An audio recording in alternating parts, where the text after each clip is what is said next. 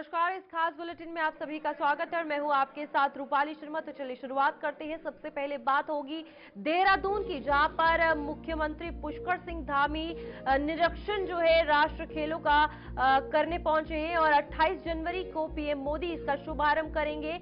और यहां पर सीएम पुष्कर सिंह धामी तैयारियों का जायजा लेने खुद देहरादून पहुंचे हैं। शुभारंभ समारोह की तैयारियों का स्थलीय निरीक्षण जो है वो किया जा रहा है। और इसी बीच आपको बता दें कि 38वें राष्ट्र खेलों की मेजबानी इस बार उत्तराखंड को मिली है, जहां पर खुद खेल मंत्री रेखा आर्या ने सभी तैयारियों की जानकारी जो है वो साझा की है। और इसी में सीएम पुष्कर सिंह धामी भी तैयारियों का जायजा ले रहे हैं। उत्तराखंड में एक के बाद एक देश भर से सभी खिलाड़ी पहुंचेंगे और इस वक्त खुद सीएम पुष्कर सिंह धामी देहरादून से लाइव है। ये तस्वीरें देखिए।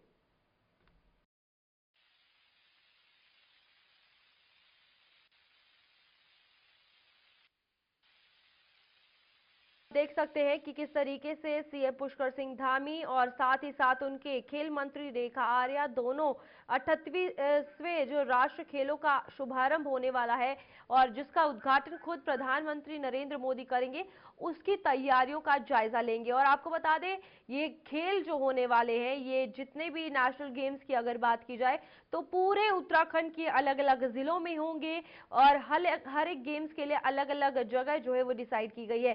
फिलहाल जिस जगह पर ये मेन कार्यक्रम होना है, और यहाँ देखिए स्टेडियम की तस्वीरें देखिए, यहाँ पर प्रधानमंत्री नरेंद्र मोदी 28 जनवरी को पहुंचेंगे। और इस वक्त उत्तराखंड की जनता और उत्तराखंड की सरकार लगातार इसी तैयारियों में है कि जो मेजबानी उत्तराखंड के लोगों को मिली है, ताकि ये 38वें राष्ट्र खेलों की मेजबानी है। और यहाँ पर आप देखिए कि किस तरीके से हर एक चीज का जायजा निरीक्षण जो है वो किया जा रहा है, ताकि कोई भी कमी पेशी वहां पर ना आए। देश भर से लोग यानी खिलाड़ी यहाँ पर आएंगे, उनको लेकर भी व्यवस्थाएं की गई हैं। उनके खाने पीने को लेकर, रहने को लेकर, गेम्स को लेकर अगर बात की जाए तो गेम्स के हवाले से मेडिकल ट्रीटमेंट, फिजियोथेरेपिस्ट, हर एक चीज का ध्यान रखा गया है। तो इस अगर बात की जाए राष्ट्र खेलों की, तो यहाँ पर देखिए तस्वीरें जहां पर सीएम पुष्कर सिंह धामी खुद हर चीज का निरीक्षण कर रहे हैं, जायजा ले रहे हैं, ताकि किसी भी चीज की कोई कमी ना आए। ये स्टेडियम है जहां पर इसका समारोह का उद्घाटन होगा, शुभारंभ होगा और ये खेलों का आगाज जो है वो किया जाएगा, जो कि खुद प्रधानमंत्री नरेंद्र मोदी करेंगे। और इसके बाद समापन समारोह भी काफी खास होगा, क्योंकि उसमें खुद राष्ट्रपति द्रौपदी मुर्मू भी पहुंचेंगी। और देखिए कितनी खूबसूरत तस्वीरें देहरादून की है। यहाँ पर टूरिज्म के हवाले से, रोजगार के हवाले से अगर बात की जाए, विकास के हवाले से, तो ये एक सबसे बड़ा मौका है जो उत्तराखंड को मिला है, जहां पर 38वें राष्ट्र खेलों की मेजबानी उत्तराखंड खुद करेगा। और इसी में उत्तराखंड में धामी सरकार हर एक चीज का निरीक्षण कर रही है, स्थलीय निरीक्षण किया जा रहा है। और स्टेडियम में ये पहुंचे हैं जहां पर इसका उद्घाटन होना है। 28 जनवरी को पीएम मोदी इसका शुभारंभ करेंगे। तो तस्वीरें आपके सामने हैं, जहां पर आप देख सकते हैं कि किस तरीके से तैयारियां जो है वो कर ली गई हैं उत्तराखंड के 38वें खेलों के लिए, नेशनल गेम्स के लिए। और यहाँ पर अभी आपको बता दें कि प्रधानमंत्री नरेंद्र मोदी भी आएंगे, इसका शुभारंभ करेंगे। उसके बाद राष्ट्रपति द्रौपदी मुर्मू जो है वो यहाँ पर समापन समारोह में शामिल होंगी। तो 28 जनवरी को देहरादून में 38वें नेशनल गेम्स का भव्य उद्घाटन होने जा रहा है।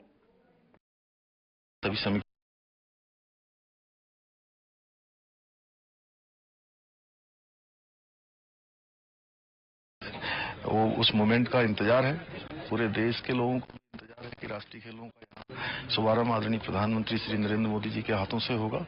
और राज्यवासी तो चूंकि मेजबान हैं, सभी राज्य के लोग उत्साह में हैं, सभी का स्वागत करेंगे और एक शानदार आयोजन होगा, ऐतिहासिक आयोजन होगा। हमारी देवभूमि खेल भूमि के रूप में भी स्थापित होगी इस आयोजन के बाद।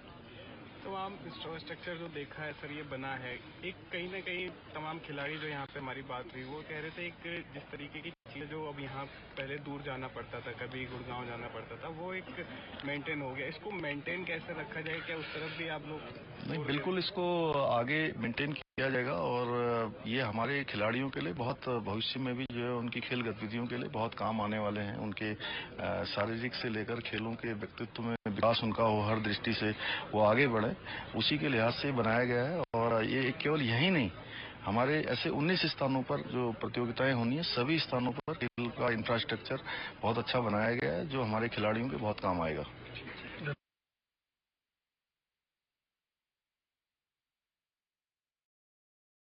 धामी जो कि उत्तराखंड के मुख्यमंत्री है, उनके द्वारा भी तैयारियों का निरीक्षण किया गया। उनका यही कहना है कि मेजबानी उत्तराखंड को मिली है और उत्तराखंड के लोग पीछे नहीं हटेंगे। यहाँ पर भव्य उद्घाटन जो है वो किया जाएगा।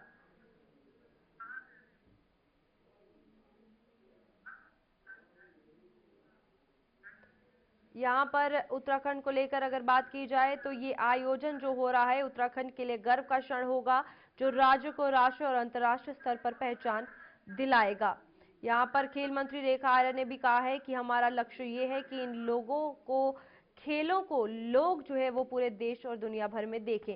तो इसकी मेजबानी जो है वो होगी। और फिलहाल पीएम आवास पर आप देखिए गणतंत्र दिवस पर किस तरीके से एट होम कार्यक्रम का आयोजन जो है वो किया गया है। लोग वहां पर पहुंचे हैं।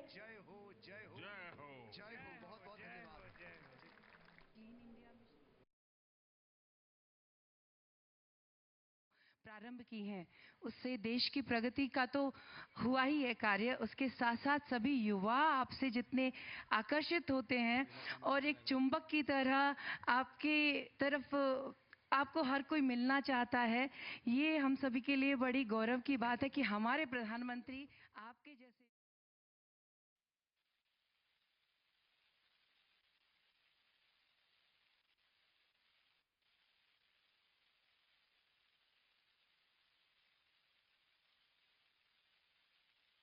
स्वच्छ भारत बनाने के लिए अगर 140 करोड़ लोग तय करें कि हम गंदगी नहीं करेंगे, तो फिर कौन गंदगी करेगा? कोई नहीं। फिर तो स्वच्छ हो जाएगा।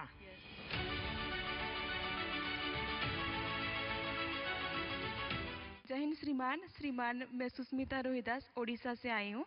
जय जगन्नाथ। जय जगन्नाथ साहब, आप मेरे इंस्पिरेशन हो। तो मेरे को आपसे कुछ पूछना था कि लाइफ में सक्सेस पाने के लिए मुझे क्या करना पड़ेगा और what is the actual definition of success?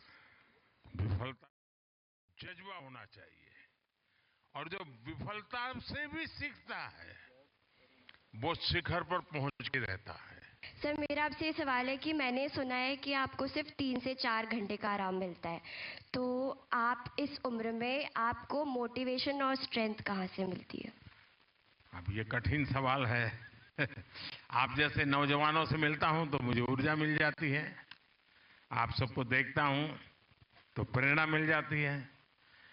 कभी देश में किसान को याद करता हूं तो लगता है कितने घंटे काम करते हैं। देश के जवानों को याद करता हूं तो लगता है सीमा पर कितने घंटे खड़े रहते हैं। यानी हर कोई करता है और बहुत मेहनत करता है। हम थोड़ा उनकी तरफ देखें, उनको जीने का प्रयास करें, जानने का प्रयास करें, तो फिर हमको भी लगता है कि हमें भी सोने का हक नहीं है, आराम करने का हक नहीं है। वो अपने कर्तव्यों के लिए इतनी मेहनत करता है, तो 140 करोड़ देशवासियों ने मुझे भी तो कर्तव्य दिया है। अच्छा, घर वापस जाकर के सुबह 4 बजे उठने का निर्णय किया, ऐसे कितने हैं? अभी 4 बजे उठना पड़ता है कि उठाना पड़ता है? उठना पड़ता है सर। नहीं, अभी तो कोई विसल बजाता होगा, है? फिर मन करता होगा अरे वो चला जाए, 5 मिनट निकालते। लेकिन देखिए, जल्दी उठने की आदत जीवन में बहुत काम आती है। और मैं कह सकता हूं, मैं भी आपकी तरह एनसीसी का कैडेट था, तो मुझे ये चीज इतनी काम आई है अभी तक कि कैंप में जाते थे, बहुत जल्दी उठना पड़ता था, तो डिसिप्लिन भी आई, लेकिन बहुत जल्दी उठने की आदत मेरी आज भी मेरी बहुत बड़ी अमानत है।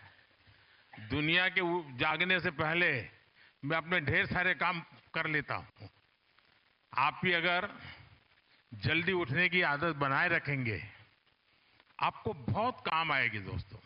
मैं एक ही बात कहना चाहूंगी, अगर छत्रपति शिवाजी महाराज ने जैसा स्वराज्य का निर्माण किया, अगर उसके बाद कोई है तो वो नरेंद्र मोदी जी है। हमें सीखना है, सबसे सीखना है, छत्रपति शिवाजी महाराज से भी सीखना है।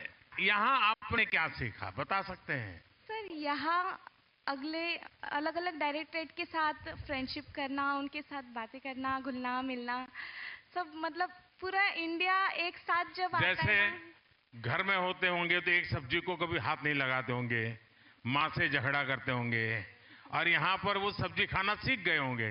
ऐसा होगा ना कि भाई क्या ऐसी नई चीज जीवन में आई आपके? हर काइंड ऑफ ना एडजस्टमेंट करना सीखा है। सर, मैं बेसिकली कश्मीरी पंडित फैमिली से बिलोंग करती हूँ, तो मैं जैसे कि 9वीं कक्षा में पढ़ती हूँ, तो घर का काम आज तक किया नहीं है मैंने, क्योंकि जब भी घर पे होती हूँ तो स्कूल जाना होता है, फिर वहाँ से आके पढ़ाई, ट्यूशन वगैरह सब। बट यहाँ पे आके जो मैंने सबसे बड़ी चीज़ सीखी है वो है सेल्फ इंडिपेंडेंट होना। सारा काम जो है मैंने यहीं पे सीखा है, और जैसे ही मैं घर जाऊँगी अब पढ़ाई के साथ साथ जो है मैं मम्मा की हेल्प भी करूँगी। देखिए, ये आपकी वीडियो आपकी मम्मा तक पहुँचने वाली है। आप पकड़ी जाओगी। पहली चीज़ जो मैंने यहाँ के सीखी है कि परिवार हमेशा वही नहीं होता जो घर में हमारे साथ रहते हैं। यहाँ पे जो हमारे लोग हैं, जो दोस्त हैं, जो सीनियर्स हैं, वो सब भी एक बहुत बड़ा परिवार बनाते हैं, और ये एक चीज़ है जो मैं हमेशा याद रखूंगी और यहाँ आके मैंने सीखी। एक भारत श्रेष्ठ भारत। Yes sir. अच्छा, ये 30 दिन में अब कुछ लोग होंगे जिनको परेड में हिस्सा करने का मौका मिला होगा, कुछ लोगों को नहीं मिला होगा, ऐसा होगा ना? तो क्या लगता है? कुछ तो लगता होगा ना? सर, सिलेक्शन होना नहीं होना एक अलग बात है, हाँ। लेकिन उस चीज के लिए कोशिश करना एक बहुत बड़ी बात है सर। यही सबसे बड़ी बात होती है कि हमारा सिलेक्शन हो या न हो, लेकिन मैंने अपना बेस्ट किया है। तो एनसीसी है, तो आप लोगों को यूनिफॉर्म में मजा आता है कि कल्चरल कार्यक्रम में मजा आता है? दोनों। यहाँ 1 महीना रहे हैं तो घर पे वीडियो कॉन्फ्रेंस करते होंगे, दोस्तों को वीडियो कॉन्फ्रेंस करते होंगे। ये क्यों कर पा रहे हैं पता है? टेक्नोलॉजी। दूसरा, डिजिटल इंडिया। तीसरा, तो बिल्कुल आपने देखा कि गणतंत्र दिवस में शामिल होने वाले छात्रों से प्रधानमंत्री नरेंद्र मोदी जो है मुलाकात कर रहे थे, बातचीत जो है उनके द्वारा की जा रही थी। अब दिल्ली की ही बात होगी, जहां पर विधानसभा चुनावों को लेकर वार पलटवार तेज हो चुका है, और इसी में सभी राजनीतिक दल एक दूसरे पर हमलावर हो रहे हैं। नेता एक दूसरे को घेरते हुए तंज कस रहे हैं। कई मुद्दों को लेकर आम आदमी पार्टी भारतीय जनता पार्टी पर हमलावर। दिल्ली विधानसभा चुनाव, आम आदमी पार्टी भाजपा की पोस्टर पॉलिटिक्स देखने को मिल रही है, और आम आदमी पार्टी की तरफ से ये बयान दिया गया कि केजरीवाल की ईमानदारी सारे बेईमानों पर भारी पड़ेगी। अब देखना ये है कि दिल्ली की कुर्सी किसके हाथ में होगी, क्योंकि पोस्टर में मोदी और राहुल की तस्वीर जो है वो लगाई गई है, लेकिन दिल्ली चुनाव प्रचार में अमित शाह भी, जो चाणक्य माने जाते हैं राजनीति के, वो जुटे हुए हैं। और अमित शाह 2 चुनावी रैलियां जो है उन्होंने की, और फिलहाल यहाँ पर आपको बता दें आज उनके द्वारा 2 चुनावी रैलियां है, रोड शो जो है वो किया जाएगा, संकल्प पत्र भी जो है वो सामने आया है। फिलहाल यहाँ पर आपको बता दें कि तीसरा पार्ट जो है वो लॉन्च होने वाला है। तो केजरीवाल ने लगातार हमलावर होते हुए भारतीय जनता पार्टी को घेराव में लिया है, और इन विधानसभा चुनावों की अगर बात की जाए तो अलग अलग तरीके से तंज कसते हुए नजर आ रहे हैं। और यहाँ केजरीवाल ने साफ तौर पर कहा है कि उनका विजन कॉपी पेस्ट करना नहीं है, और यहाँ राजौरी गार्डन की अगर बात की जाए और साथ ही साथ कुछ अन्य जगहों पर, यानी कि श्रीनगर हो गया, यहाँ पर सभी जगह रैलियां होगी, रोड शो भी किया जाएगा, प्रचार प्रसार प्रत्याशियों के समर्थन में लिया जाएगा ताकि उनके उम्मीदवार को जताया जाए। और इस बार कड़ी टक्कर जो है आम आदमी पार्टी और भारतीय जनता पार्टी के बीच देखने को मिल रही है, लेकिन कांग्रेस बहुत दूर नजर आ रही है इस बार भी दिल्ली की कुर्सी से। जहां पिछले चुनावों की अगर बात की जाए तो 2020 की अगर बात की जाए तो वहां पर उस वक्त भी ये देखने को मिला था कि 4% सिर्फ वोट था। था और इस बार भी कुछ खासा तैयारियां कांग्रेस की तरफ से नहीं देखने को मिली है, लेकिन टक्कर है भारतीय जनता पार्टी और आम आदमी पार्टी के बीच, जहां पर प्रचार प्रसार में खुद गृह मंत्री अमित शाह जुटे हैं और यहां पर ताबड़तोड़ रैलियां सभी के द्वारा की जा रही है और एक के बाद एक बड़ा राजनीतिक चेहरा दिल्ली की प्रचार प्रसार विधानसभा चुनावों की तैयारियों में जुटा हुआ है और केजरीवाल भी यहाँ पर पोस्टर वॉर तो देखने को मिल रही है, लेकिन तंज भी कसे जा रहे हैं। ईमानदारी का वोट फिर से एक बार केजरीवाल मांगते हुए नजर आए हैं, जहां पर उनके द्वारा ये कहा गया कि मैं ईमानदार हूं और यहाँ पर ईमानदारी सारे बेईमानों पर भारी पड़ती है। तो ये दिल्ली विधानसभा चुनाव को लेकर वाल पलटवार जो है वो तेज है। सभी राजनीतिक दल एक दूसरे पर हमलावर है और रैली के माध्यम से कैसे हम ऊपर हैं और कैसे कोई नीचे वो दिखाया जा रहा है। क्यूरियोसिटी भी काफी ज्यादा पैदा हो रही है।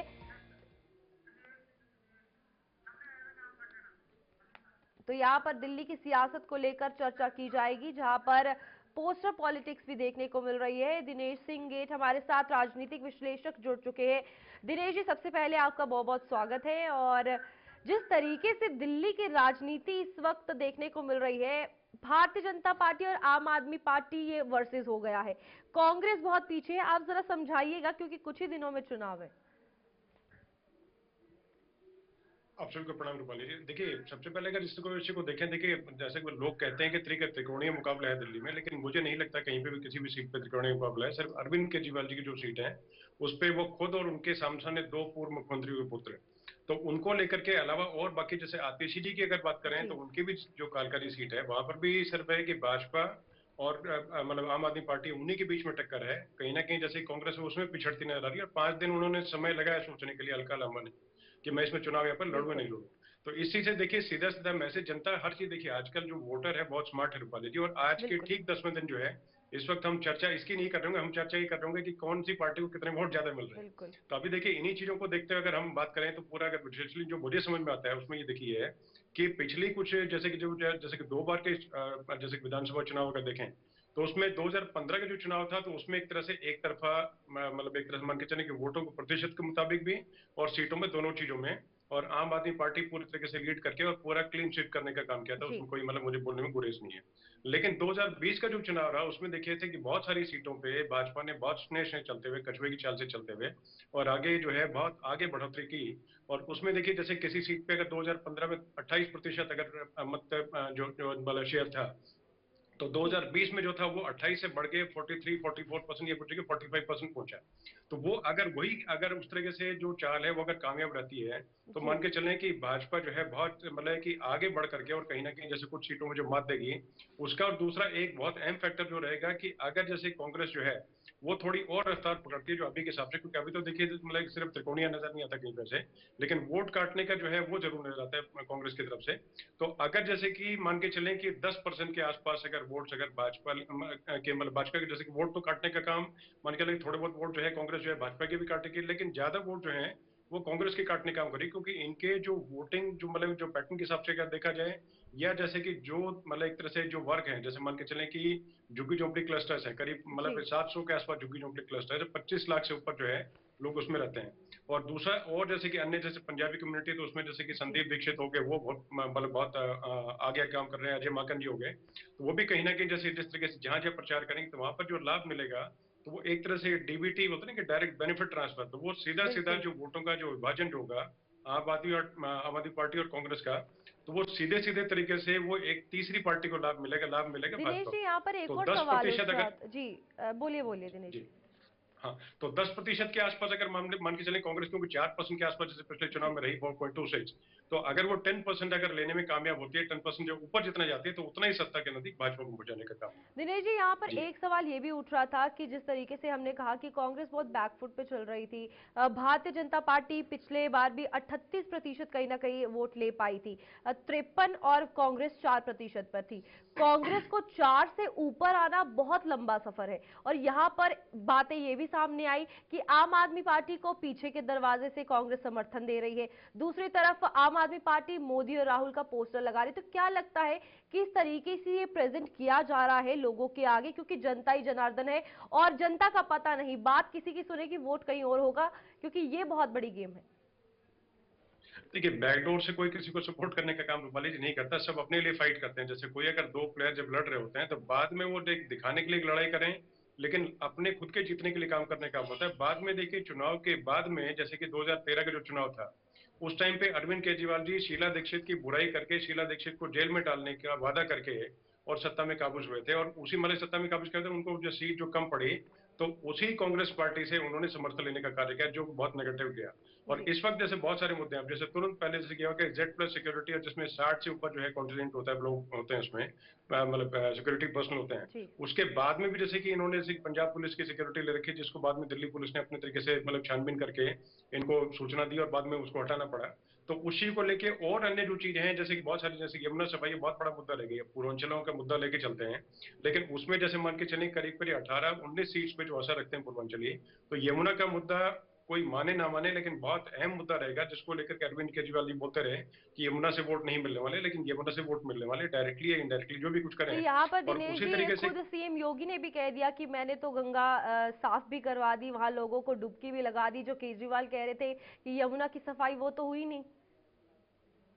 हाँ बिल्कुल, वो चैलेंज उन्होंने एक तरह जैसे कि बीच में जैसे कोई ना कोई चैलेंज एक दूसरे के जैसे कि देते हुए हमने देखा था, तो वो चैलेंज अगर होता इस तरीके से कि साफ सफाई इन्होंने की होती और कार्य अगर किया होता, तो ये मान के चलें कि उस चैलेंज को फटाफट स्वीकार करते और अगले दिन अपने कैबिनेट के साथ में जाकर के और वहां पर डुबकी लगा लेते। लेकिन उनको पता था कि वो काम नहीं कर सकते, तो एक तरह से वो उनका बैकफुट में जाने का काम होगा। और मैं कह रहा हूँ, चाहे मैं कहता हूँ 1000 अगर वोट्स भी अगर कटे हैं, तो भी एक तरह से कटने से जो नुकसान होगा, क्योंकि बहुत सारा इस बार मतलब एक तरह से बड़ा गेम चेंजर चुनाव होगा। और मुकाबला जो है पहले की तरह नहीं है रूपाली जी, पूरे तरीके से मान के चलें कि कांटे की टक्कर है। और देखने को ये भी मिल सकता है कि जो मतलब जैसे कांग्रेस है वो थोड़ा आगे बढ़ के कुछ सीटों पे आएगी जरूर, मतलब इस बार खाता जरूर खोलेगा, ये मेरा मानना है। और वो जो खाता खोलेगा तो वो कहीं ना कहीं डेंट जो पहुंचाने काम करेगा, आम आदमी पार्टी को ही पहुंचाने काम करेगा। लेकिन इसके अलावा जैसे नूरा कुश्ती बोली, तो नूरा कुश्ती का मतलब ये हो गया कि भाई दिखाने की चीजें हैं, और एक दूसरे को रोज जो है कोई ना कोई कटाक्ष कसने का काम भी करती है आम आदमी पार्टी और कांग्रेस। लेकिन अगर सीट्स कम पड़ेंगी तो आप यकीन मानिए कि दोनों को 1 मिनट भी नहीं लगेगा आपस में तालमेल बिठाने। तो बिल्कुल समीकरण ये कहते हैं कि आखिरकार अगर सरकार में सत्ता में आना होगा तो जरूरत पड़ेगी तो हाथ मिला लेंगे। यहाँ पर संकल्प पत्र को लेकर या फिर घोषणा पत्र को लेकर भी अगर बात की जाए, उसको आप किस तरीके से देखते हैं? क्योंकि अलग अलग पार्ट्स में भारतीय जनता पार्टी उसको प्रेजेंट कर रही है। पहले युवाओं को आराम से समझाया गया कि वो क्या देंगे, फिर महिलाओं को, फिर अब तीसरा पार्ट लॉन्च होना है। तो क्या लगता है किस तरीके से भारतीय जनता पार्टी अपना दमखम बनाने के लिए संकल्प पत्र जो है वो सामने रख रही है? देखिए, एक लड़ाई जैसे होती है, कोई युद्ध की तरह, जैसे कि चुनाव जो है किसी युद्ध से कम नहीं होता रूपाली जी। उसमें ये मान के चलें कि विपक्षी जो दल जो होता है, विपक्षी जैसे विरोधी खेमा जो होता है, उसको हराने के लिए आदमी को उसी हिसाब से दाव पेच लगाने पड़ते हैं। जैसे कि मतलब कोई अगर मल्ल युद्ध भी अगर होता है, कुश्ती भी होती है, तो उसमें दूसरा अगर पहलवान जो है किसी का पैर पकड़ता है, तो उसको उसका पैर पकड़ना पड़ेगा। अगर वो हाथ पकड़ेगा तो वो हारेगा कहीं ना कहीं से। तो उसी तरीके से जैसे देखिए मतलब है कि बेहतरीन तरीके से भाजपा ने और ये पारी खेलने का काम किया है। और घोषणा पत्र से आज दूसरा जो पेश किया, तो उसमें स्टूडेंट्स को लेके और अन्य वर्गों को लेके जो घोषणाएं की, तो वो अपने आप में बहुत बढ़िया, और वो कहीं कम से कम है कि मतलब कि प्रैक्टिकल है। जैसे कि आम आदमी पार्टी ने पहले जो कुछ भी देने का, यानी कि सबको ये देने का भाई ठीक है कि हम कुछ भी दे देंगे, जो जैसे मांगो को दे देंगे, जो कि कभी कभी प्रैक्टिकल नहीं हो सकता। जैसे कि मैं आपको एग्जाम्पल के साथ बताता हूँ कि जैसे एक मंत्रालय का अगर बजट ही सिर्फ 4000 करोड़ रुपए, तो किस तरीके से 20,000 करोड़ तक उसको पहुंचाया जाएगा। जबकि भाजपा ने जो घोषणा पत्र दिया, तो वो ये बताया, उसमें साफ स्पष्ट मेंशन किया हुआ है कि अंबेडकर योजना के तहत, जैसे अंबेडकर वजीफा योजना या जैसे इस तरह की जो योजना जो है, उसमें जो जरूरतमंद जो छात्र हैं, जरूरतमंद का मतलब जो कि अफोर्ड नहीं कर सकते और जो वंचित हैं, शोषित हैं, और जनता भी शुरू, जनता भी जो है देखिए मुफ्त की रेवड़ियां नहीं चाहती है, और ना अपाहिज और पंगु बनना चाहते हो। तो वो खुद चाहते हैं कि कहीं ना कहीं देश और प्रदेश और तरक्की करे। तो उसको लेकर के मान के चलें कि क्लियर तरीके से उसमें मेंशन्ड है कि जो मतलब वंचित और शोषित जो लोग नहीं अफोर्ड करते, उनकी केजी से लेके पीजी तक पूरी मदद की जाएगी। और दूसरा उसके अलावा जो छात्र जैसे किसी अगर मतलब एक प्रतियोगी परीक्षा जैसे यूपीएससी या किसी और चीज की तैयारी कर रहे हैं, उनको 15,000 रुपए देने की जो घोषणा की, वो अपने आप में एक बहुत बड़ा बेहतरीन कदम है। और उसके अलावा साथ साथ ये बताया कि जैसे कि 2 बार आने जाने का उनका, जैसे 2 परीक्षाओं में आने जाने का जो है खर्चा और अन्य चीज जो है वो सुविधाएं जो देने का काम करेगी, तो अपने आप भी चीज ठीक ठाक है। दूसरा जैसे कि प्रधानमंत्री अभी जो है रिपब्लिक डे में जैसे एनसीसी के छात्रों से बातचीत कर रहे हैं, तो इसको बहुत बड़ा जैसे कि एक तरह से मतलब इससे पहले जैसे यूथ एक्सचेंज को लेकर के आम आदमी पार्टी ने बहुत बड़ा फैनफेयर के साथ में घोषणा की थी कि हम लोग पहले हैं जो कि छात्रों को, टीचर्स को बाहर भेजने का काम कर रहे हैं। जबकि आज आपने देखा, देखिए जैसे एनसीसी में जो परेड जो थी, उससे पहले प्री आरडी कैंप या इस तरह के जो कैंप्स होते हैं, तो उसमें लगातार प्रधानमंत्री जो है मोदी जी से लगातार हर कैंप में जाते रहे और बातचीत करते रहे। आज भी बातचीत उन्होंने की। तो उसमें यूथ एक्सचेंज का एक प्रोग्राम बहुत पहले से चलता है। तो किसी भी चीज को बहुत बढ़ा के और बता करके वो चीजों से फर्क नहीं पड़ता, जैसे कि आम आदमी पार्टी करती है। तो चीजें वही है कि स्पष्टता से अगर पेश की जाए तो आगे तभी बढ़ोतरी देश के प्रदेश को पाएगी। ठीक है दिनेश जी, बहुत बहुत धन्यवाद हमें समय देने के लिए। और इसी में अगर दिल्ली विधानसभा चुनावों की बात की जाए तो ये बड़ा सवाल है कि किसकी दिल्ली होगी। तो फिलहाल सीधे दिल्ली चलते हैं, जहां पर अरविंद केजरीवाल, जो कि आम आदमी पार्टी के संयोजक है, प्रेस कॉन्फ्रेंस कर रहे हैं। सुनिए क्या कुछ कह रहे हैं। हमारी पहली बार सरकार जब बनी थी तो इतनी समस्याएं हम लोगों ने एक तरह से लीगेसी के तौर पे इनहेरिट की थी। उनमें से एक बड़ी समस्या सीवर की थी। दिल्ली में 1792 कच्ची कॉलोनियां हैं। इन कच्ची कॉलोनियों में हमारी सरकार बनने के पहले 2015 के पहले किसी किस्म का विकास अलाउड नहीं था। सुप्रीम कोर्ट के आदेश थे, सेंट्रल गवर्नमेंट के आदेश थे। उन सब अड़चनों को पार करके हमने सारी कच्ची कॉलोनियों के अंदर काम करना चालू किया। इन कच्ची कॉलोनियों में सीवर की कोई पाइपलाइन नहीं थी, तो जाहिर तौर पे ये सारा का सारा सीवर जो है वो नालियों के अंदर बहता था, गलियों के अंदर बहता था। लोगों का जीवन नर्क था। पिछले 10 साल में लगभग सभी, कुछ कॉलोनियां रह गई हैं, लगभग सभी कॉलोनियों में हमने सीवर की पाइपलाइन डाली है, नई पाइपलाइन डाली है, बहुत बड़े स्तर के ऊपर। पाइपलाइन डालने के बाद अब हर घर को सीवर से जोड़ने का काम चल रहा है। दूसरी तरफ कई कॉलोनियों के अंदर जहां सीवर की पाइपलाइन थी वो बहुत पुरानी हो गई हैं। आज कई जगह से मुझे शिकायत सुनने को मिलती है कि सीवर ओवरफ्लो कर रहा है जी, सीवर लीक कर रहा है जी, सीवर जैम हो गया है जी, सीवर का पानी पीने के पानी से मिक्स हो रहा है जी। मैंने ये तय किया है कि बहुत जल्दी युद्ध स्तर के ऊपर सरकार बनने के बाद दिल्ली की जहां जहां पुरानी सीवर की लाइन बैठ गई है, लीक कर रही है, खराब हो गई है, उन सीवर की पुरानी पाइपलाइंस को रिप्लेस किया जाएगा ताकि लोगों को सीवर की वजह से होने वाली समस्याओं से छुटकारा दिलाया जा सके। तो अगर आपके भी इलाके में, तो बिल्कुल यहाँ पर उत्तराखंड को लेकर अब बात होगी, जहाँ पर उत्तराखंड में निकाय चुनाव के लिए आपको बता दें कि मतगणना जारी है। कड़ी सुरक्षा व्यवस्था के बीच हो रही है मतगणना। देश में यानी कि उत्तराखंड के प्रदेश में 54 मतदान केंद्र जो है वहां पर मतगणना हो रही है। राज्य में 23 जनवरी को 65% जो है वो मतदान हुआ था, यानी कि 65% लोगों ने वोट दिए। और कई जगहों पर बीजेपी और कांग्रेस से कांटे की टक्कर देखने को मिल रही है। नई टिहरी से आपको बता दें कि लमगांव नगर पंचायत से बीजेपी के रोशन रांगड़ 400 से अधिक मतों से जीते हैं और नगला नगर पालिका से भाजपा प्रत्याशी सचिन शुक्ला 2000 से ज्यादा वोट पाकर जो है वो विजयी बने हैं। तो यहाँ पर आपको बता दें कि 2076 वोट जो है भाजपा प्रत्याशी सचिन शुक्ला ने पाए हैं। निर्दलीय प्रत्याशी विक्रम महरी को 221 मत मिले हैं। पूर्व विधायक राजेश शुक्ला के भतीजे हैं सचिन शुक्ला। और चमोली में बीजेपी प्रत्याशी विजयी हुए हैं। हल्द्वानी नगर निगम में आपको बता दें कि यहां पर 1179 वोटों से पारस गोला वार्ड 6 का चुनाव जीते हैं। कुलदीप महेश्वरी को 144 मत मिले हैं, जबकि नोटा को 13 मत मिले और 64 वोट रिजेक्ट हुए हैं। तो यहाँ पर उत्तराखंड को लेकर अगर बात की जाए तो सुबह से ही मतगणना जारी है, जहां पर कड़ी सुरक्षा व्यवस्था के बीच ये मतगणना हो रही है। प्रदेश में 54 ऐसे मतदान केंद्र बनाए गए हैं, वहां पर पूरी सुरक्षा है। और ये भी देखने को मिला कि जब मतदान केंद्रों से मतगणना के लिए जहां ये रूम बनाए गए थे, वहां पर ये जब बैलेट बॉक्स लेकर गए तो बीच में कुछ लोगों ने इनके साथ हाथापाई भी की थी। लेकिन यहाँ पर इस वक्त अगर बात की जाए तो मतगणना हो रही है और भारतीय जनता पार्टी और कांग्रेस में कड़ी टक्कर देखने को मिल रही है उत्तराखंड के नगर निकाय चुनावों में। राज्य की अगर बात की जाए तो 54 केंद्र बनाए गए हैं और कांग्रेस और भारतीय जनता पार्टी में ये कांटे की टक्कर फिलहाल। और कुछ ही देर में सभी सीट पर रिजल्ट आ जाएगा। एक के बाद एक राउंड जो है वहां पर हो रहे हैं और रुझान भी पता चल रहा है कि टक्कर दोनों तरफा बराबर है। और उत्तराखंड में इस वक्त केंद्रों पर मतगणना जारी है, जहां पर हरिद्वार रुड़की में मेयर पद के लिए अगर बात की जाए तो भाजपा आगे है। और यहां पर इस वक्त अगर बात की जाए तो फिलहाल आपको बता दें प्रदेश में 54 ऐसे केंद्र है जो उत्तराखंड में वोटिंग प्रक्रिया के लिए जारी है। हमारे साथ हमारे संवाददाता धनराज गर्ग जुड़ चुके हैं, धनराज से जानकारी लेंगे। धनराज बताइएगा, सुबह सवेरे से ही मतगणना हो रही है, मतदान भी 65% हुआ जबकि अनुमानित 70% लगाया गया था, क्या कुछ जानकारी है इस वक्त?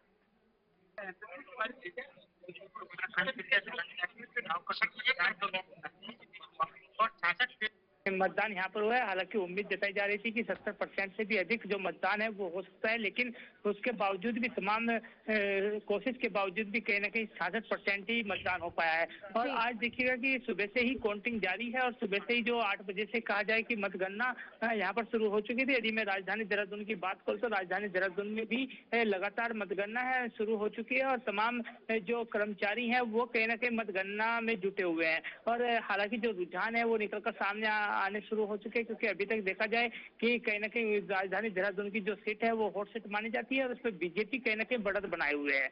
और वही देखिएगा कि रुड़की और हरिद्वार में भी कहीं ना कहीं बीजेपी ने बढ़त बनाई है, लेकिन जिस तरह से देखा जाए अभी ये कहना मुश्किल होगा कि आखिर जीत किसकी होगी, क्योंकि अभी काफी राउंड की जो काउंटिंग है वो बाकी बची हुई है और देर रात तक कहीं ना कहीं काउंटिंग चलने की उम्मीद जताई जा रही है कि रात 12 बजे तक कहीं ना कहीं ये काउंटिंग चल सकती है। क्योंकि यदि ईवीएम से वोटिंग हुई होती तो कहीं ना कहीं काउंटिंग करने में आसानी होती और जल्दी काउंटिंग हो जाती और जल्दी परिणाम आ जाते, लेकिन बैलेट पेपर से ये पूरी काउंटिंग की जा रही है तो इससे कहीं ना कहीं समय जरूर लग सकता है। धनराज, लेकिन फिर ईवीएम की बात करें तो विपक्ष जो है ईवीएम का मुद्दा बना देती है, अभी रुझान किस तरफ देखा जा रहा है पार्टीज का?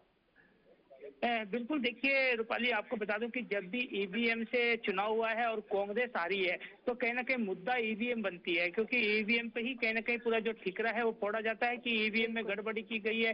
इस तरह की बातें लगातार सामने आती हैं। लेकिन इस बार देखिएगा कि नगर निकाय चुनाव में जो मतदान हुआ है वो बैलेट पेपर से हुआ है और कहीं ना कहीं विपक्ष के पास ये मुद्दा भी खत्म हो चुका है कि ईवीएम पर आरोप लगा सके। लेकिन हम ये नहीं कह सकते कि इस पे भी आरोप ना लगे, क्योंकि शुरुआती दौर में हमने देखा राजधानी देहरादून के अंदर कि कुछ विवाद होते हुए नजर आए थे। तमाम जो मत पेटियां थी उनको लेकर विवाद यहाँ पर हुआ था। लेकिन पुलिस की अगर बात की जाए धनराज, यहाँ पर जिस तरीके से ये कहा जाता है जब वोटिंग की बात होती है, अगर विपक्ष की जीत हो तो वो कहते हैं ईवीएम सही चल रहा था भाई, चुनाव अच्छे से हुए, खराब हुए तो सीधे सरकार पर आरोप होते हैं कि घपला है। और अभी खुद ही देखने को मिला कि जब बैलेट के जरिए चुनाव करवाए गए तो किस तरीके से बदतमीजी और बदसलूकी उनके अधिकारियों के साथ की गई।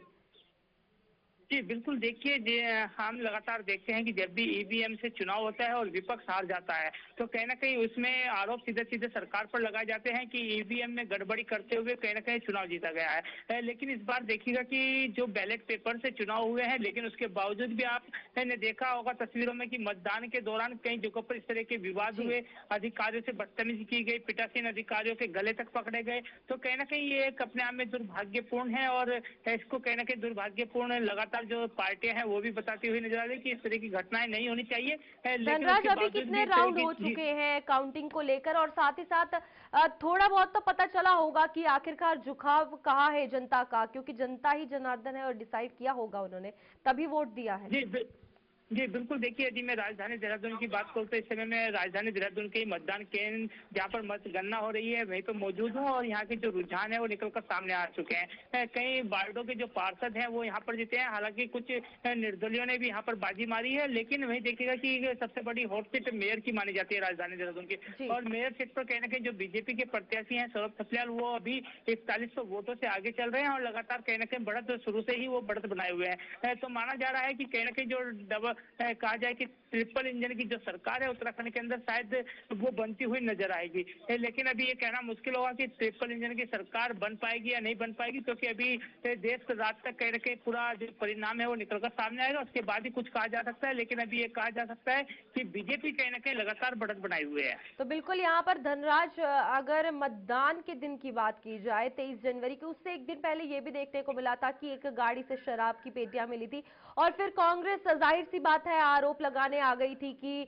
यहाँ पर ताकि चुनाव में कहीं ना कहीं आरोप प्रत्यारोप, जाहिर सी बात होती है पार्टीज में कि ये पेटियां जो है भारतीय जनता पार्टी की तरफ से, उसके बाद क्या लगता है नुकसान झेला है भारतीय जनता पार्टी ने, या जो विश्वास ट्रिपल इंजन की सरकार बनेगी वो अभी भी जनता में देखा गया?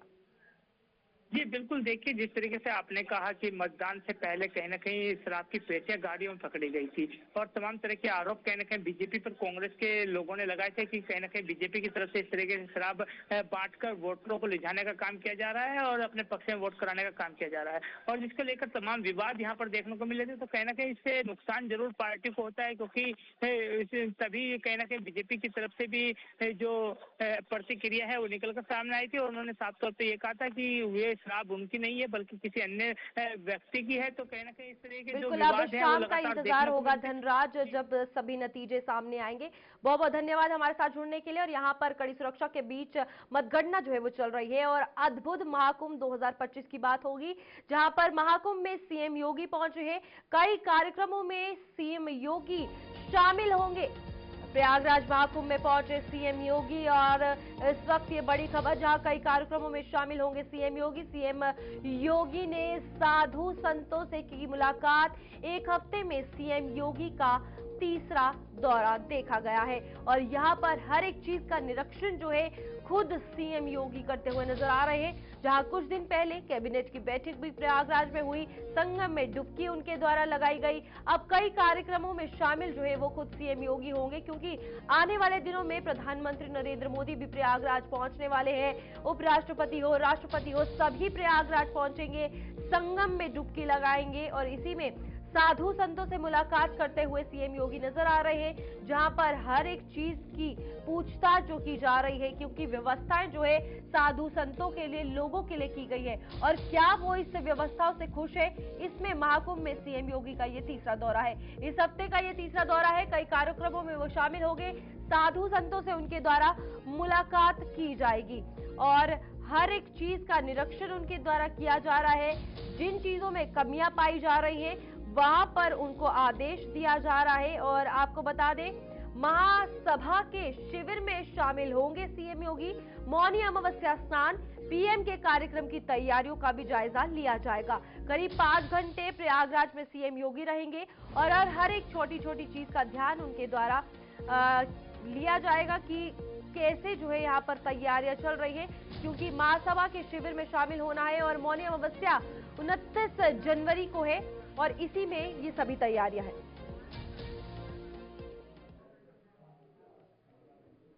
चलिए अभी के लिए इस बुलेटिन में इतना ही। मुझे दीजिए इजाजत और आप देखते रहिए JK 24/7 न्यूज।